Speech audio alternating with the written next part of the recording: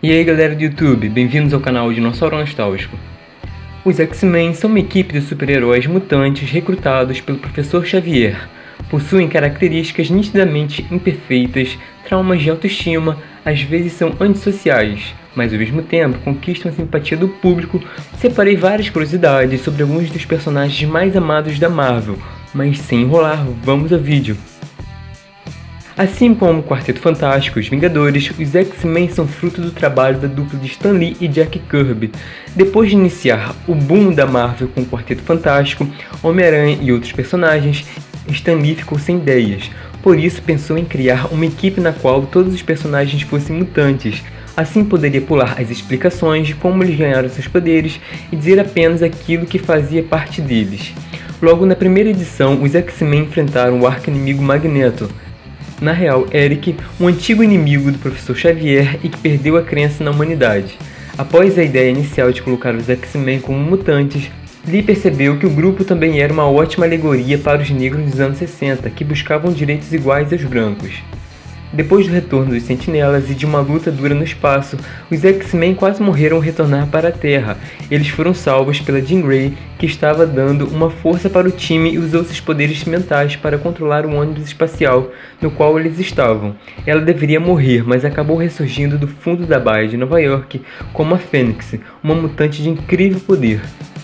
É também em X-Men 101 que Logan revela pela primeira vez que está apaixonado pela Jean Grey.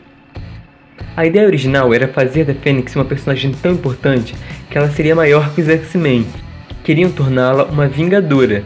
Não deu certo e Jean Grey se tornou muito forte para os X-Men, forte bastante para derrotar sozinha os vilões. Os autores foram deixando a heroína afastada, mas isso não resolveu o problema.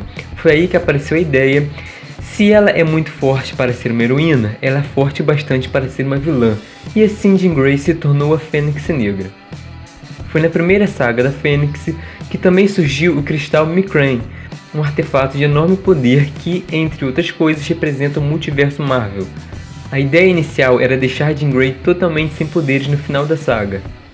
A edição 139 tem mais um motivo para ser importante.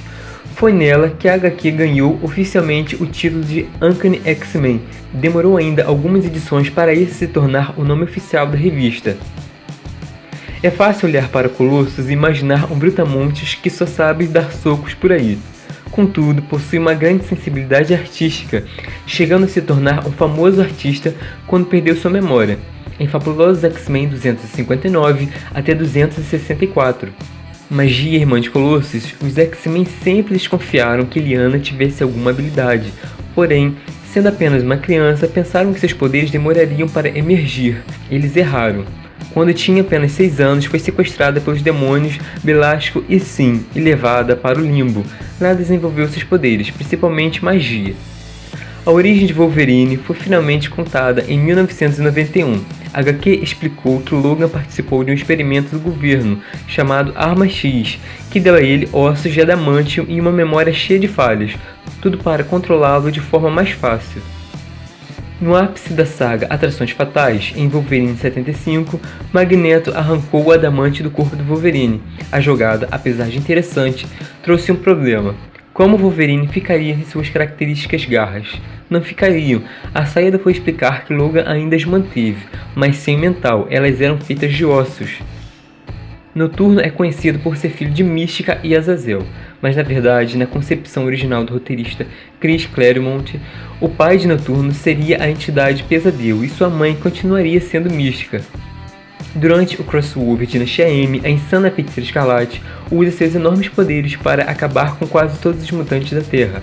Sobraram apenas 198, em uma jogada editorial criada para reduzir a importância mutante nos gibis da Marvel e assim atrair os novos eleitores. A Feiticeira Escarlate e seu irmão gêmeo Mercúrio não são mais filhos biológicos de Magneto. Tempestade, uma das mutantes mais poderosas do mundo, é descendente de uma antiga linhagem real de feiticeiras africanas, cuja história pode ser traçada até o início da humanidade. A jovem foi acolhida por uma anciã tribal chamada Einet, que ensinou a ela a responsabilidade de seus poderes. Ororo passou a ser adorado pelas tribos locais, que a veneraram como a deusa da chuva. Na atual Fabulosos Vingadores, depois de conflito com Ciclope, Capitão América passou a sentir-se culpado por nunca ter ouvido as necessidades dos mutantes. Por isso, ele cria uma nova versão dos Vingadores, que reúne mutantes e Homo sapiens lado a lado.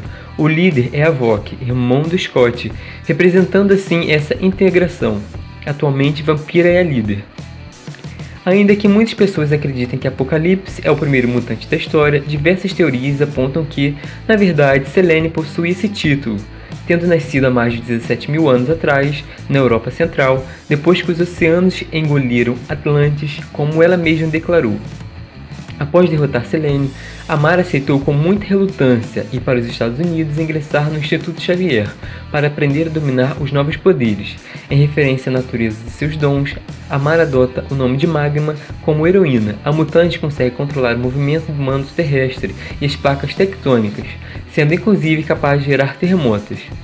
Sábia, a X-Men original esquecida, a sua presença na mansão foi ocultada pelos poderes telepáticos de Xavier, que preferiu manter a presença de Sábia em segredo para utilizá-la em missões secretas. Em 1998, houve um crossover entre os X-Men e o personagem da série Star Trek, de New Generation. Apesar dos quadrinhos dos X-Men terem surgido em 1963, serem cancelados e depois renovados em 1970, a primeira aparição de Logan, Wolverine, se deu apenas em 1974, e em um dos quadrinhos do Incrível Hulk. Emma Frost, uma das 5 telepatas mais poderosas do planeta, algo que muitos não sabem, ela também tem potencial para ser telecinética, ou seja, mover objetos com a mente. Não se sabe por que isso não foi desenvolvido ou se a Rainha Branca tem algum bloqueio que não a deixa usar a habilidade. O grande sucesso que é capaz de encher os fãs de nostalgia é a animação X-Men Evolution.